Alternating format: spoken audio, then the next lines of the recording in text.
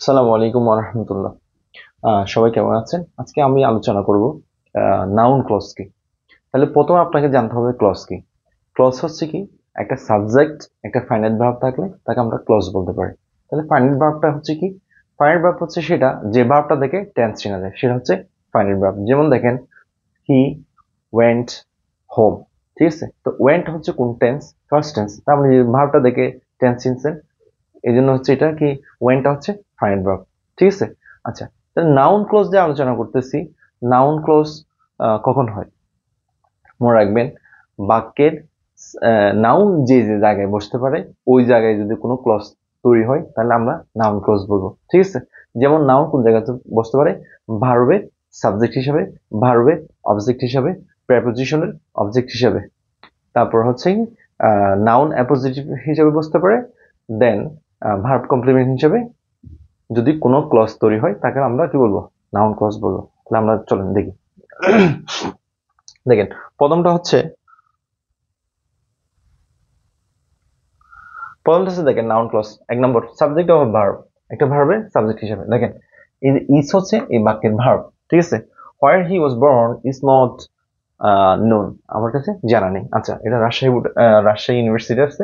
দেখেন এটা ভার্ব, তাহলে এটা দেখেন এটা হচ্ছে কি সাবজেক্ট। তাহলে আমি ম্যানুয়ালি দেখা দিচ্ছি কিভাবে আপনি ফাইন্ড আউট করতে। এখানে আনসার হচ্ছে 100% হবে ইনশাল্লাহ। দেখেন, তাহলে দেখেন এটা হচ্ছে এই বাক্যের কি সাবজেক্ট। সাবজেক্টের জায়গায় বুঝতে পারা হচ্ছে কি noun.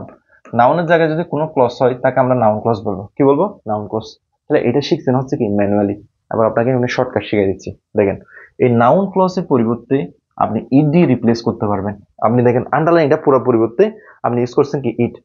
It is not known, এটা কেউ জানে না। তাহলে বাক্যের অর্থ কোনো কি হয় নাই?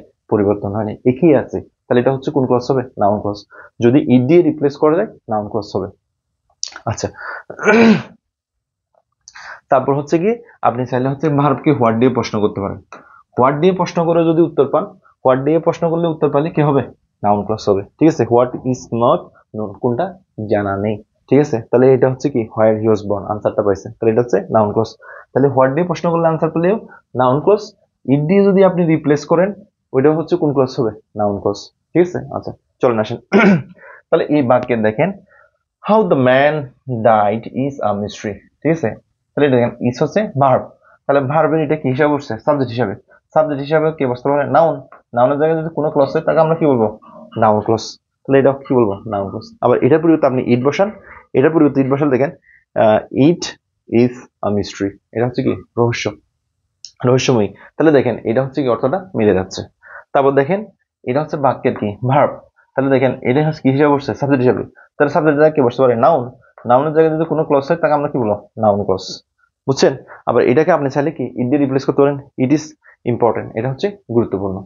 ঠিক আছে? আচ্ছা, তারপরে হোয়াট দিয়ে প্রশ্ন করে দেখেন হোয়াট ইজ ইম্পর্টেন্ট, কি গুরুত্বপূর্ণ।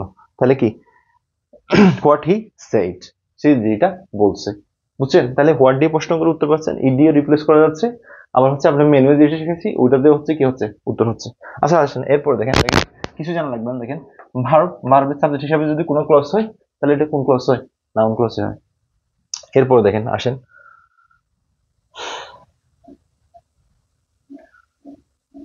তারপর দেখেন ভার্বে দেখেন object of transitive verb. Transitive verb object হিসেবে কি বসে? নাউন ক্লজ বসে। তাহলে দেখেন এই যে এটা হচ্ছে কি ভার্ব, ভার্বের কি হিসাবে বসছে? অবজেক্ট হিসাবে। তো শেষ, এটা নাউন ক্লজ।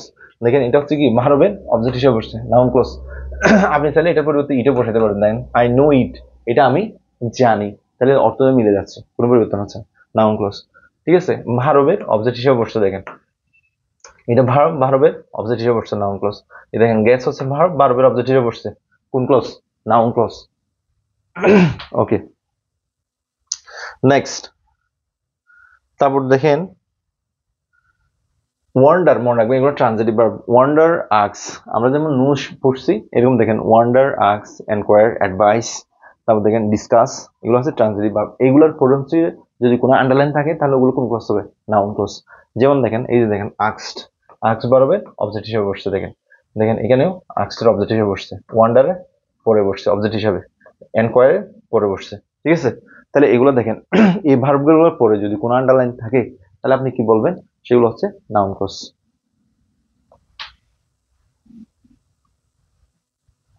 তারপরে দেখেন অবজেক্ট অফ প্রেপোজিশন। প্রেপোজিশনের পরে আপনি কোনো ক্লজ দেখলে চোখ বন্ধ করে নাউন ক্লজ দিবেন, এটা চিন্তা করার কিছু নেই। নাউন ক্লজ প্রেপোজিশন পরে, প্রেপোজিশন পরে বসছে নাউন ক্লজ, প্রেপোজিশন পরে বসছে নাউন ক্লজ।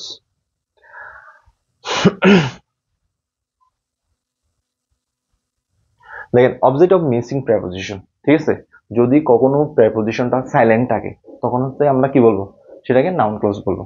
যেমন দেখেন উই ফেল্ট সরি, ঠিক আছে, এই সরির পরে এখানে দেখেন একটা ফর ছিল, সরি ফর দ্যাট, এটা হচ্ছে আন্ডারলাইন করা থাকবে এই ক্লজটা, তাহলে ঠিক আছে, তাহলে এখানে যে ফরটা মিসিং আছে, এই দেখেন সরির সাথে কি হয় ফর, এই ফরটা যে মিসিং আছে এরপরে যদি দেখেন প্রেপোজিশন পর আন্ডারলাইন আছে, তাহলে এটা হচ্ছে কি, এটা হচ্ছে গিয়ে নাউন ক্লজ। অ্যাফ্রেড এর পরে কি বসে দেখেন, অ্যাফ্রেড এর পরে এখানে হচ্ছে অফ, এই যে অফটা কি আছে মিসিং আছে, ঠিক আছে, অফটা কি আছে উজ্জ আছে, তাহলে দেখেন এই যে আন্ডারলাইন করছে এই ক্লজটা, তাহলে প্রেপোজিশনের পরে, ঠিক আছে, আন্ডারলাইন কিন্তু ক্লজটা হচ্ছে কোন ক্লজ, নাউন ক্লজ।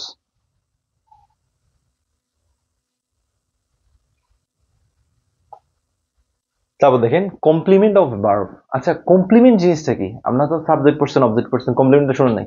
কমপ্লিমেন্ট মানে হচ্ছে পরিপূরক, কমপ্লিমেন্ট মানে কি পরিপূরক, তাহলে মনে রাখবেন কমপ্লিমেন্ট কাজ কি, কমপ্লিমেন্ট বাক্যের অর্থকে কি করে পরিপূর্ণ করে, কমপ্লিট করে, মনে রাখবেন কমপ্লিমেন্ট বাক্যের অর্থকে কমপ্লিট করে, কমপ্লিমেন্ট কমপ্লিট করে, এভাবে মনে রাখবেন। আচ্ছা আসেন, তাহলে দেখেন দিস ইজ, এই অংশটা না দিলে বাক্যের অর্থটা কি হইতো না, আন্ডারলাইন অংশটা না দিলে পরিপূর্ণ হইতো না।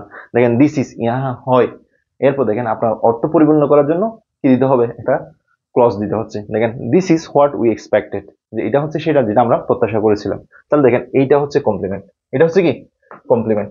তাহলে এটা হচ্ছে কার কমপ্লিমেন্ট, এটা হচ্ছে এই দেখেন ভার্বের কমপ্লিমেন্ট। ভার্বের অর্থটা ইহা, দেখেন ইহা হয়, তাহলে ইহা হয় কি হয়, এই যে যেটা আমরা প্রত্যাশা করছিলাম। তাহলে দেখেন বাক্য, এই বাক্যের যেহেতু অর্থটা কমপ্লিমেন্ট করতেছে কার, ভার্বের অর্থটা যেহেতু পরিপূর্ণ করে দিচ্ছে, এই জন্য এটা হচ্ছে ভার্ব কমপ্লিমেন্ট। আচ্ছা দেখেন the question is how he will response, সে কিভাবে রেসপন্স করবে। আচ্ছা দেখেন, তাহলে দেখেন এটা ভার্বের হচ্ছে কি হিসাবে বসছে, ভার্বের কমপ্লিমেন্ট হিসাবে বসছে, ঠিক আছে, এই ক্লজটা যদি না দেন তাহলে বাক্যের অর্থটা পরিপূর্ণ হচ্ছে না, এটা হচ্ছে ভার্ব কমপ্লিমেন্ট হিসাবে বসছে। আচ্ছা দেখেন life is what we made it, জীবন হচ্ছে সেটা যেটা আমরা তৈরি করি। আচ্ছা তাহলে যদি আমি যদি এই অংশটা না দিই তাহলে বাক্যটা কি নাই, কমপ্লিমেন্ট নেই। দেখেন এখানে বসে দেখুন লাইফ ইজ জীবন হয়, তাহলে কি জীবন হয়, এই দেখেন এই যে কি এর উত্তরটা, কি এর আনসার উত্তর আমার হচ্ছে কোনটা, এই যে হোয়াট উই এক্সপেক্ট, তাহলে এইটা দেওয়াতে আমার বাক্যের অর্থটা কি হয়ে গেছে, কমপ্লিট হয়ে গেছে, পরিপূর্ণ হয়ে গেছে। তাহলে এই জন্য এটা হচ্ছে কি কমপ্লিমেন্ট। যখন বাক্যের কমপ্লিমেন্ট হিসেবে কোনো ক্লজ থাকবে ওটা হচ্ছে নাউন ক্লজ।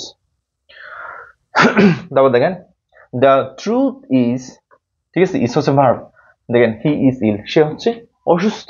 তাহলে দেখেন এই ক্লজটা যদি না দিতাম আমার বাক্যের অর্থ কি হচ্ছে না, পরিপূর্ণ হচ্ছে না। তাহলে এই যে এই ক্লজটা যেহেতু বাক্যের ইজের অর্থটা যেহেতু পরিপূর্ণ করতেছে সেই জন্য এই যে হচ্ছে কি ভার্ব কমপ্লিমেন্ট। তারপর দেখেন apposition of noun or pronoun. Apposition মানে কি, অ্যাপোজিশন মানে হচ্ছে বাড়তি তথ্য দেওয়া। যেমন দেখেন মিস্টার রহমান, ধরেন উনি হেডমাস্টার, আবার উনি দেখেন একজন হচ্ছে অ্যাকাউন্টেন্ট, সরি সেক্রেটারি, ঠিক আছে, তাহলে একজন মানুষের যদি দুটো গুণ থাকে তাহলে আমরা কি ইউজ করি, এটা কমা দিয়ে অতিরিক্ত ইনফরমেশনটা দিয়ে দিই, ঠিক আছে। আচ্ছা একটা স্কুলের হেডমাস্টার কি হতে পারে, উনি স্কুলের প্রেসিডেন্টও হতে পারে, ঠিক আছে, মানে ডিবেটিং ক্লাবের কি প্রেসিডেন্ট হতে পারে। তাহলে এখানে মিস্টার রহমান কমা দিয়ে কি লিখি, the president of debating club, ঠিক আছে, এভাবে লিখে দিই। তাহলে অতিরিক্ত যদি তথ্য দেওয়া এটা হচ্ছে কি অ্যাপোজিটিভ, মানে মেসেজটা হচ্ছে ক্লিয়ার করে দেওয়া, ঠিক আছে। আচ্ছা তাহলে দেখেন দ্য নিউজ, দেখেন উদাহরণটা দেখেন, the news that he is dead, সে যে মৃত, ইজ ট্রু, সে হচ্ছে সত্য। দেখেন দেখেন তাহলে যেটা হচ্ছে খবর, ঠিক আছে, আমি যদি এটা না দিতাম, এটা দেখেন এটা হচ্ছে পজিটিভ, এই দেখেন এটা হচ্ছে পজিটিভ, এতটুকু অংশ আমি যদি বলতাম দ্য নিউজ ইজ ট্রু, খবরটা হচ্ছে সত্য, তাহলে বাক্যটার কোনো অর্থ কি হয় নাই, অসামঞ্জস্য হয় না, অর্থটা ঠিক আছে। কিন্তু দেখেন এটা দেওয়াতে আমার এই যে নিউজটা কি, তিনি যে মৃত, নিউজ হচ্ছে কি তিনি মৃত, তাহলে দেখেন আমার যে পত্রিকার শিরোনাম, শিরোনামেটা হচ্ছে কি ক্লিয়ার, খবরটা কি নিয়ে, মানুষটা কি মারা গেছে, ঠিক আছে। তাহলে দেখেন আমার মেসেজটা হচ্ছে কি ক্লিয়ার, ঠিক আছে। তাহলে দেখেন এখানে নিউজ সমান আপনি কি বলতে পারতেছেন, দ্যাট। আচ্ছা দেখেন there is rumour that he is dead, তিনি হচ্ছে কি মারা গেছে। তাহলে দেখেন দেয়ার ইজ রিউমার, এই যে দেখেন এটা হচ্ছে একটু গুজব, তাহলে গুজব কি, তিনি যে মারা গেছে, ঠিক আছে। আচ্ছা সেই যে মারা গেছে এটা হচ্ছে একটা কি গুজব, তাহলে দেখেন এইটা দেওয়াতে গুজব, কি নিয়ে গুজব ছড়াইছে, মানুষ কোটিপতি হয়ে গেছে, টাকা নিয়ে পালাইছে, ঠিক আছে, তারপর হচ্ছে মারা গেছে, এগুলো নিয়ে অনেকগুলো গুজব ছড়ায় না? তো যখন কি নিয়ে গুজবটা ছড়াইছে এটা যখন স্পেসিফিক করে বলে দেয়, তখন সেটা হচ্ছে কি অ্যাপোজিটিভ। যেমন দেখেন রিউমার গুজব, কি সে হচ্ছে মারা গেছে, ঠিক আছে, যখন মেসেজটা ক্লিয়ার হয়ে যায় মনে রাখবেন এটা পজিটিভ। আচ্ছা দেখেন true, this is true, it is true, এটা হচ্ছে সত্য। কি সত্য? এই দেখেন সে হচ্ছে একজন দুর্নীতিবাজ, করাপ্টেড, ঠিক আছে, তিনি একজন কি দুর্নীতিবাজ। তাহলে দেখেন মেসেজটা ক্লিয়ার করে দিছে। তারপর দেখেন এটা মিস্ট্রি, এটা রহস্যজনক, ঠিক আছে, হোয়ার হি ওয়ার্কস, সে কোথায় কাজ করে। ধরুন আপনি কাউকে খুঁজতেছেন, কোথাও খুঁজে পাচ্ছেন না, তাহলে আপনার কাছে এটা খুবই কি রহস্যময় না? তাহলে তাহলে কোন জিনিসটা রহস্যময়? সে কোথায় কাজ করে, কোথায় থাকে, তাই কেন বলছে তুই কোথায় কি কাজ করে, ঠিক আছে। তাহলে এটা হচ্ছে কি অতিরিক্ত একটা ইনফরমেশন দিছে আপনাকে, মেসেজটা ক্লিয়ার করে দিছে। আচ্ছা, the rule that people shall not enter this room must be of it, ঠিক আছে। তাহলে দেখেন এটাও কি অতিরিক্ত একটা কি ইনফরমেশন দিচ্ছে। তাহলে এটাও হচ্ছে কোন ক্লজ? Noun clause. এবার দেখেন কিছু এক্সেপশনাল রুল দেখেন। দেখেন the news that you heard yesterday is not, দেখেন নোন টু অল, তুমি যে গতকাল যে খবরটা শুনেছো এটা সবাই জানে, কিন্তু কি শুনছি এ দেখেন এখানে কিন্তু মেসেজটা ক্লিয়ার না।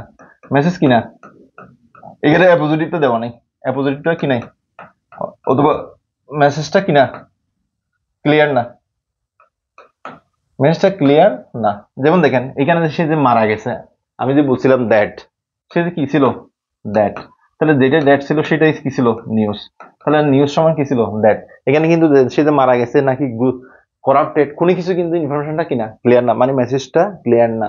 যদি মেসেজটা এরকম ক্লিয়ার না থাকে, পজিটিভ না থাকে, তাহলে মনে রাখবেন এটা আন্ডারলাইন ক্লজের আগে, মনে রাখবেন আন্ডারলাইন ক্লজের আগে যদি নাউন থাকে, মনে রাখবেন আন্ডারলাইন ক্লজের আগে যদি নাউন থাকে এটা অ্যাডজেক্টিভ ক্লজ।